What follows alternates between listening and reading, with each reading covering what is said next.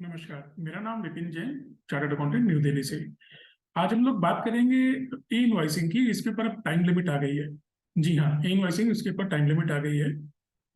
जैसे कि आपको पता होगा, ई इनवॉइसिंग हमारे यहाँ बहुत टाइम से एप्लीकेबल हो गई थी, और जब एप्लीकेबल हुई तो सबसे पहले वो 500 करोड़ के ऊपर एप्लीकेबल हुई। उसके बाद 200 करोड़ पे भी आई, फिर 100 पे आई, 50 पे आई, 20 पे आई, और अब 10 करोड़ पे आ गई है। तो ऑलमोस्ट जितने भी बिजनेसेस हैं उन सभी के ऊपर आज की डेट में इनवॉइसिंग एप्लीकेबल है। अब हम बात करते हैं कि टाइम लिमिट की बात करते हैं। आपको ध्यान होगा कि जब ई इनवॉइसिंग एप्लीकेबल हुई थी उस वक्त ये बोला गया कि कोई भी इनवॉइस अगर इश्यू होता है और उसके ऊपर ई इनवॉइसिंग एप्लीकेबल है एसएससी के ऊपर, तो उसको ई इनवॉइस भी बनाना है। अगर वो ई इनवॉइस नहीं बनाएगा तो वो जो इनवॉइस है उसको इनवैलिड इनवॉइस मान लिया जाएगा। जब ये ई इनवॉइसिंग की बात होती थी तो ये होता था कि जो भी इनवॉइस आप बनाएंगे उसको रियल टाइम बेसिस के ऊपर पोर्टल के ऊपर अपलोड कर देंगे।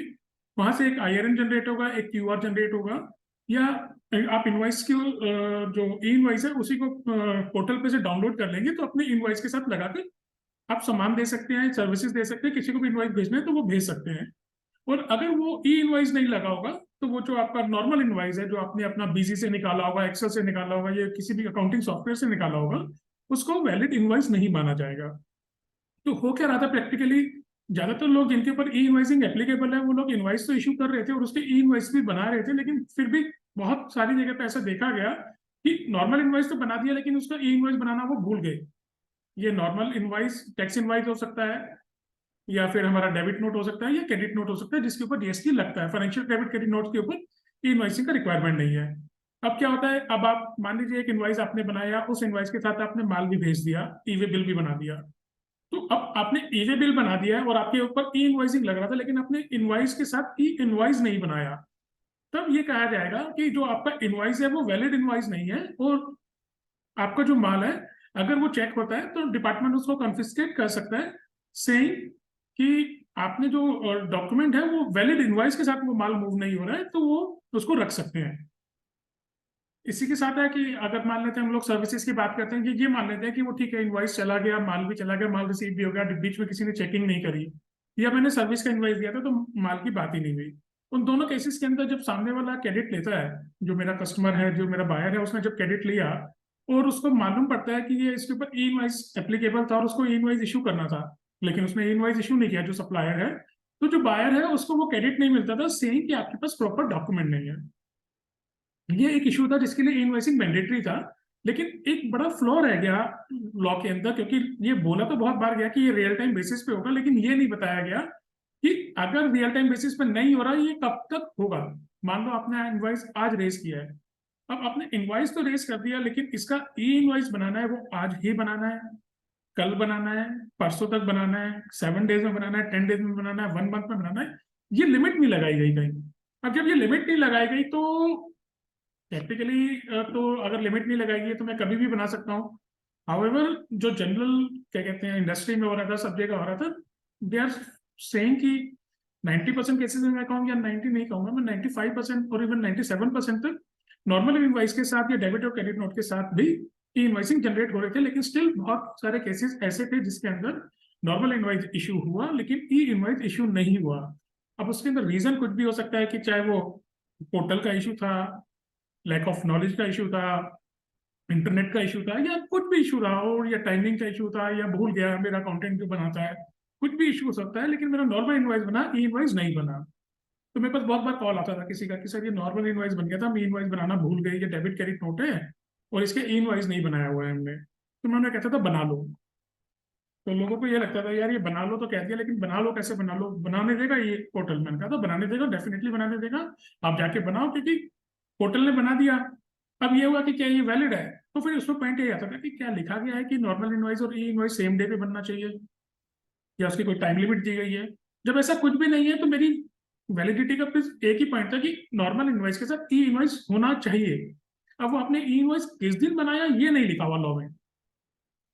तो जब ये लॉ में नहीं लिखा हुआ है तो मैं चाहे किसी भी दिन बनाऊं, चाहे मेरा गलती से रह गया, चाहे कोई भी इशू है, मैं चाहे उसको 1 महीने बाद बनाऊं, चाहे 6 महीने बाद बनाऊं, मैं उस ई इनवॉइस को बना सकता हूं, और जैसे ही मेरा वो ई इनवॉइस बन जाएगा वो वैलिड इनवॉइस हो जाएगा। एक झगड़ा हो सकता है कि इनवॉइस अगर आज की डेट में बना तो मैं क्रेडिट आपको जनवरी में नहीं दूंगा, अप्रैल में दूंगा। वो एक सेपरेट इशू है, उसको शायद बाद में डील करेंगे, उसमें देखना पड़ेगा लॉ का एग्जैक्ट पोजीशन क्या बनेगी। लेकिन हाँ, जो मेरा इनवॉइस था वो वैलिड इनवॉइस मान लिया जाएगा अगर मैंने उसका ई इनवॉइस बना दिया। अब हम बात करते हैं आज, अब क्या हुआ है जो नया आया है जिसके लिए हम लोग बात कर रहे हैं। उसके लिए हम बात करें तो कल शाम को, आज हम लोग बैठे हुए हैं, क्या कहते हैं, 13 अप्रैल को, कल शाम 12 अप्रैल को अराउंड 7:30-8 बजे या शायद 9 बजे के करीब जीएसटीएन, जो कि जीएसटी पोर्टल को मैनेज करते हैं, उन्होंने एक एडवाइजरी इशू कर दी है। अब सर आप, वो एडवाइजरी क्या है? वो एडवाइजरी ये बोल रही है कि जो भी 100 करोड़ से ऊपर के एसेसीज हैं उनको ई इनवॉइस की हम टाइम लिमिट देंगे। अब वो टाइम लिमिट क्या है? वो टाइम लिमिट है 7 डेज की। डेट मीन्स अगर आपने कोई नॉर्मल इनवॉइस बनाया है तो उसका आपको ई इनवॉइस बनाने का मैक्सिमम 7 डेज का टाइम मिलेगा। अब मैं एक बात और बता दूं कि अभी ये 7 डेज का जो टाइम लिखा गया है ये सिर्फ एडवाइजरी में लिखा गया है, ये लॉ में कहीं अभी मेंशन नहीं है। लेकिन मैं ये मान के चलता हूँ कि अगर जीएसटी ने ये एडवाइजरी इशू करी है तो उसने गवर्नमेंट से बात कर ली होगी, सीबीआईसी से बात कर ली होगी, सब जगह डिस्कशन हो चुकी होंगी। तो अगर अभी मेंशन नहीं है तो इसकी एक एप्लीकेबिलिटी डेट भी दी गई है। उन्होंने कहा है कि ये जो एप्लीकेबल होगा ये 1 मई से एप्लीकेबल होगा, 1 मई 2023 से। तो मेरा ये मानना है कि जब उन्होंने ये एडवाइजरी दी है तो वो इसका बैकअप लॉ भी बना देंगे। और बैकअप लॉ बनाने के लिए कोई ये नहीं है कि मुझे जाके पर्टिकुलर एक्ट में चेंज करना है, तो मुझे क्या कहते हैं वेट करना पड़ेगा। वो कहीं पे भी रूल में मेंशन कर देंगे और रूल में मेंशन करते ये कह देंगे कि जो 100 करोड़ से ऊपर के हैं उनके लिए 7 डेज टाइम लिमिट है। तो वो लॉ का पार्ट देखा जा सकता है, उसके अंदर शायद हमें बहुत ज्यादा जाने की जरूरत नहीं है। उसमें एक पॉइंट और बता देता हूँ, मान लेते हैं कि लॉ में नहीं लिखा, हो सकता है वो भूल जाए, हो सकता है वो लॉ में नया लिखे, लेकिन वो ई इनवॉइस के पोर्टल की जो डेट है उसको सेट कर दे कि 7 डेज से पुराना ई इनवॉइस नहीं बनेगा। तो उस केस में हम लोग लॉ में फिर भी बहुत अच्छे हैं। लॉ में हम कह सकते हैं, कोर्ट जा सकते हैं कि जी देखो जी 7 डेज से ज्यादा का बनाने नहीं दे रहा है और अब मैं बना नहीं पा रहा हूँ, तो पहली बात तो ये मेरा जो नॉर्मल इनवॉइस है उसको तो इनवैलिड मान ही लेंगे भाई साहब, उसके साथ तो इनवॉइस लगा नहीं हुआ। अब पोर्टल का जो इशू है उसके लिए हम मान लेते हैं कि 7 डेज में नहीं बन रहा और उसके पीछे लॉ भी नहीं लिखा हुआ है। लेकिन ये सारी बातें होंगी कहाँ? ये सारी बातें होंगी कोर्ट में, डिपार्टमेंटल लेवल पे नहीं होंगी। वो आपका जो ऑफिसर सुपरिटेंडेंट बैठा हुआ है, एजुकेशन अथॉरिटी बैठी होगी, वो नहीं सुनेगी इस बात को। ना आपका कमिश्नर अपील सुनने वाला है 90% केसेस के अंदर। ये सब कहाँ जाके सुना जाएगा? या तो सीस्पेट लेवल पे जो अभी बनी नहीं बनेगी, या फिर हाई कोर्ट लेवल पे। तो या तो हम लोग ये सोचे कि ठीक है हमें इस बात पे फाइट करना है और हम लोग हाई कोर्ट पे जाके लड़ेंगे, हम काम नहीं करेंगे। वो शायद बिजनेसमैन का पर्सपेक्टिव नहीं होता है, वो एक ऑब्जेक्टिव नहीं होता।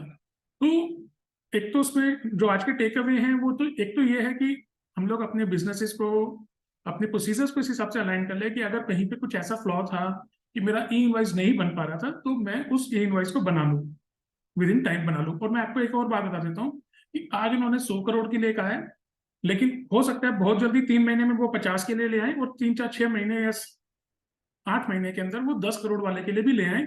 और प्रैक्टिकली ये हो जाए कि ई इनवॉइस का मतलब विद इन 7 डेज बनाना ही है, उसके अलावा नहीं है। आपको एक एक्सटेंडेड टाइम पीरियड कुछ नहीं मिलने वाला उस केस में। तो हम अपने प्रोसेसेस को ठीक कर लें। 1 मई से ये 100% एप्लीकेबल होने के लिए खड़ा है, एडवाइजरी आ गई है, लॉ का बैकअप प्लान अभी नहीं है, क्या होगा वो नहीं कह सकते, लेकिन अगर आ गई है तो इट मीन ये डिपार्टमेंट के, गवर्नमेंट की निगाह में है और गवर्नमेंट इसके ऊपर काम कर रही है। तो हम लोग, गवर्नमेंट काम करे उससे पहले हमें खुद काम कर लेना चाहिए।